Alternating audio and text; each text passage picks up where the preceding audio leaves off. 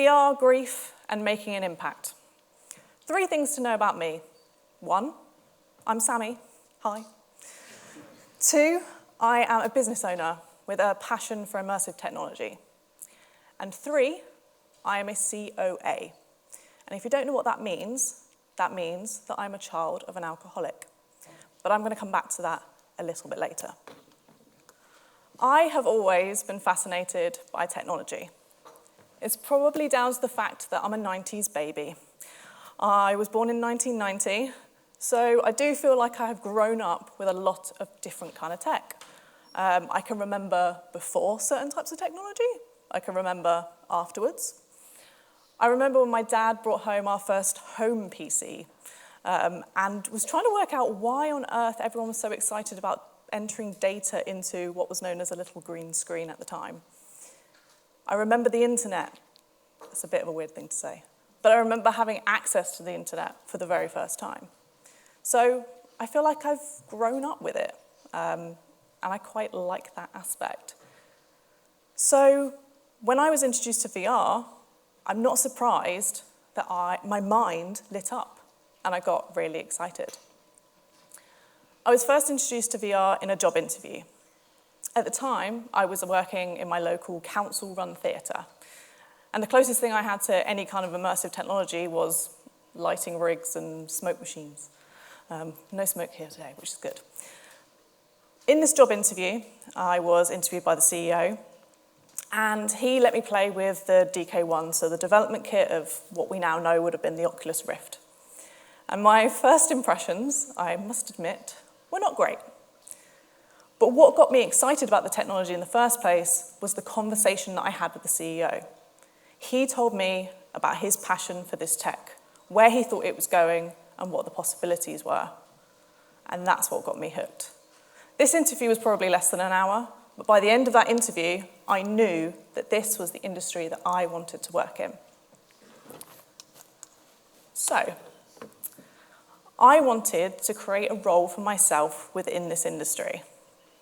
That's me on a regular basis. So, I knew that this space was going to move very, very fast, but I wanted to be in the center of it, and I wanted to work alongside it. So, in 2015, I started my company, Virtual Umbrella, alongside my co-founder and my partner in life, which is great. No ring yet, we'll get there. But we have had an incredible journey. And at the time when we started this business, you couldn't buy the headsets. We didn't have a plan for distribution.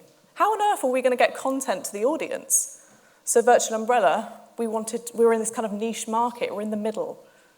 But it has allowed us over the last 7 years to diversify and change and work with the industry, which means that no 2 days are the same.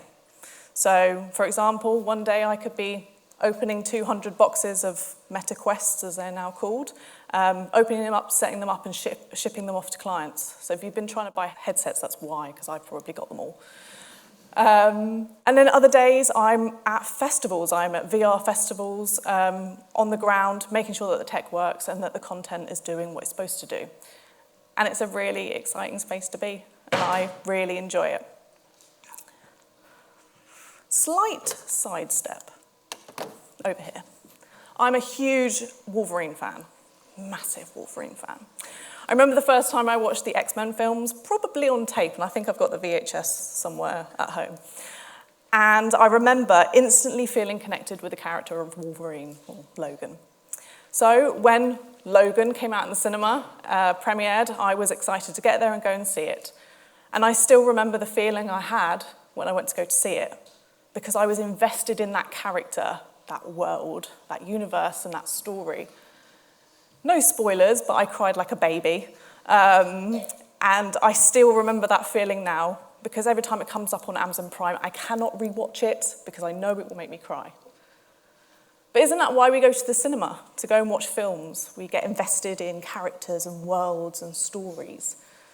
I have this really weird habit now that when I go to the cinema, I do this thing where I lean forward and I try and look around the world because I forget that I'm not wearing a headset. It's a really weird thing. So if you ever go to the cinema with me, look out for that. But imagine if I could step into that world. and I could look around, and I could stand side by side with Logan. Oh, it'd be amazing. Many film directors and content creators have said that VR films are 4 times more impactful than films, which I think is a really idea to just think about. I love VR because there's so many different areas to it, and I could spend all day talking about what the NHS is doing, what engineers are doing, but what I really love is storytelling, the VR films and those experiences. And over the last 7 years, I have tried a lot of content, as you can imagine, a lot of content. But I always come back to the stories. I always come back to those experiences because those are the ones that have been leaving that emotional impact with me. I'm going to talk to you briefly about a couple that have stayed with me. Again, I could talk all day, but let's just stick to 3. In 2016, I watched a variety of 360 pieces by a lady called Jane Gauntlet, up at the top. These pieces were called In My Shoes. Jane had a brain injury, and these brain injuries sometimes cause seizures.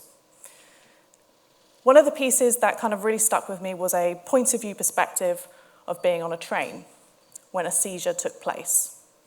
And on this train journey, when the seizure took place, you ended up in a location that you did not recognize. That scared me. The second piece, at the top on the right, was around the Grenfell Towers, which I'm sure we all remember that disaster. There's been quite a few VR pieces that have come out around the Grenfell Towers, but there's one that does stick with me, and it's called Grenfell Our Home. I actually had to demo this piece to the survivors, which was a very, very big moment for me, but it stuck with me. And the reason why is because I couldn't finish it. I couldn't watch it all the way through.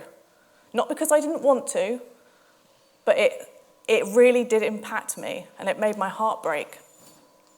The third piece was called Unrest, the one over here. Unrest VR. My company actually toured this film around all the cinemas in the UK, so you could come along and actually watch the film version and the VR version. It's about MS, so chronic fatigue syndrome. And what impacted me about this, the VR piece is beautiful, but it was the conversations that I had with the people afterwards that stayed with me. A lot of the people that came to see it actually had MS themselves, and they found it was the first time their friends and family could experience what it was like for them to have MS, which I thought was really powerful. So why am I telling you all this? Those experiences, those stories, have meant more to me in the last couple of years than they did when I first saw them. I told you earlier that I'm a COA, a child of an alcoholic. In 2018, I lost my mum to stage 4 liver disease. 1 in 5 people in the UK are affected by their parent or their guardians drinking. 1 in 5, that's a big number. And I thought it was time to tell their story, those 1 in 5. We all deal with grief in many, many different ways. The way I dealt with my grief was through leading towards a drive for change. I wanted to make a difference, but I also wanted to tell a story. A few weeks after my mum passed away, I started writing a script for a 360 narrative story or film called Anonymous. I have been surrounded by very strong, unheard stories which have been told through immersive technology. So I knew that if I was going to tell this story, I was going to do it through the technology that I was incredibly passionate about. And it was very, very important for me to do it that way. Many people have asked me, why this tech? Like, why 360? Like, why would you do it that way? And the reason is that the moment you put on that headset, I have your full attention. There are no world distractions. There's no playing with your phone, which I tend to do a lot. There's no walking past that poster that you see in the doctor's surgery. There's no ignoring the advert that's on telly. I've got your full attention, which means that we can emotionally connect, which I think is incredibly powerful. I'm very proud of this film, mainly because I managed to finish it during a very hard time of my life, but also because I managed to be brave enough to put it into the world. Pre-pandemic, we did tour the film, and it allowed me to showcase it to people that I worked with on a daily basis, so the people in the immersive industry. You know, the people that I admire, the filmmakers that I'd worked with for 7 years straight, and I was the one that's showing them my content for a change. But it meant for the first time they were seeing a side of me that they didn't know about. But it also allowed others that were in similar situations to me to find help and to be able to talk and just ask for information. Because it's a very stigmatized area, as you can imagine, and it's very hard to talk about, as you can imagine. This film did make an impact, and one day I hope to revisit it and maybe update it with the information that I have learned over the last couple of years, and maybe add some more stories that I have remembered from my childhood and my youth. The most important thing for me was raising awareness and making sure that anyone who watched this film knew that they weren't alone anymore. This is what I knew the technology had the power to do, to tell the important stories. I just didn't know I would be telling mine. If you would like to watch the film, you are more than welcome to contact me, and I'll send you a link. You don't need a headset, don't worry, I'll remove that. But I would love you to see it, and of course I'm around for the rest of the day if you want to talk to me privately, that's absolutely fine. And we don't have to talk about this either, we can just go get a hot chocolate if you like and a bit of cake. Thank you for letting me share this with you all. And here's to the stories that are yet to be told. Thank you.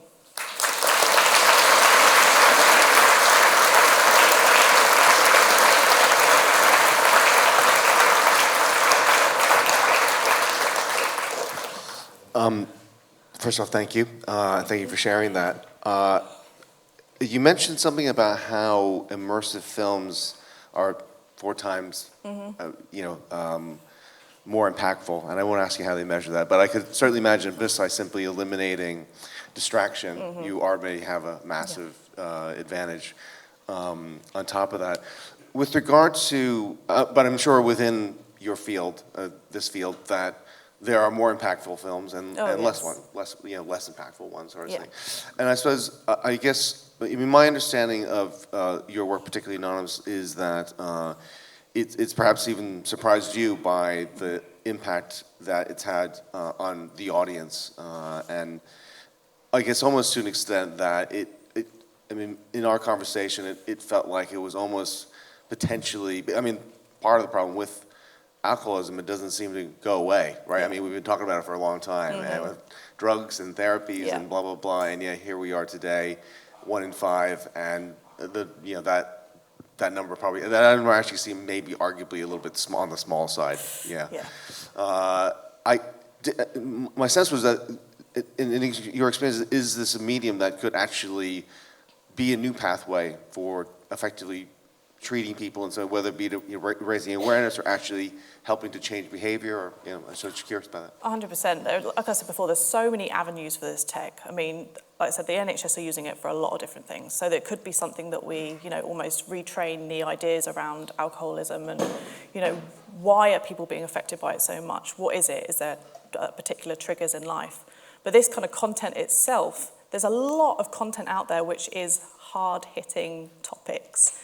And to be honest, a lot of us, we don't engage with it because a lot of the time we don't want to engage with it, which I totally appreciate. And for myself, for a very long time, I didn't talk about this.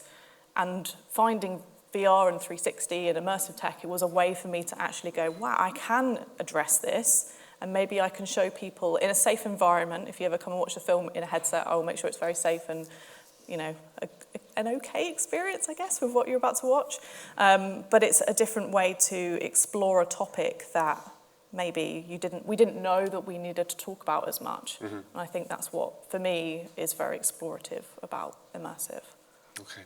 So obviously you also mentioned that these films, you tour them. Mm-hmm. So it obviously means there's a fair amount of kit, I guess, and not as much as it used to be, which is quite nice. I could okay. put it all in a rucksack, okay.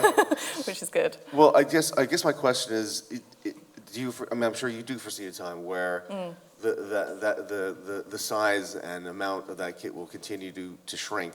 Yes. And I guess my question really is there a time where that will soon see perhaps I mean we've talked about VR and AR for obviously a while. Yeah. And it never seems to cross the chasm into. Yeah. Is that something that's going to change in the near future? Like, is there anything coming down the line? 100%. I mean, I've only been in this space for 7, coming up 8 years, and it's changed dramatically in a very short amount of time.